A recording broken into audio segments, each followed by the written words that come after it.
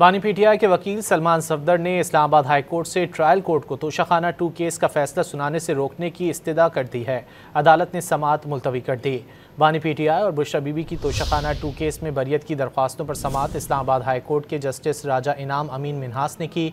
बानी पीटीआई के वकील सलमान सफदर ने कहा कि पहले भी तोशाखाना केस बनाए गए, इस केस में भी गवाह एक जैसे ही हैं। बुशरा बीबी को इद्दत निकाह केस में अदालत ने बरी करके घर जाने का कहा, लेकिन उन्हें बरियत के बाद अडियाला जेल के गेट नंबर 5 पर दोबारा गिरफ्तार कर लिया गया। बानी पीटीआई के वकील सलमान सफदर ने इस्लामाबाद हाई कोर्ट से ट्रायल कोर्ट को तोशाखाना 2 केस का फैसला सुनाने से रोकने की इस्तदा कर दी है। अदालत ने समाअत मुलतवी कर दी। बानी पीटीआई और बुशरा बीबी की तोशाखाना 2 केस में बरियत की दरख्वास्तों पर समाअत इस्लामाबाद हाई कोर्ट के जस्टिस राजा इनाम अमीन मिन्हास ने की।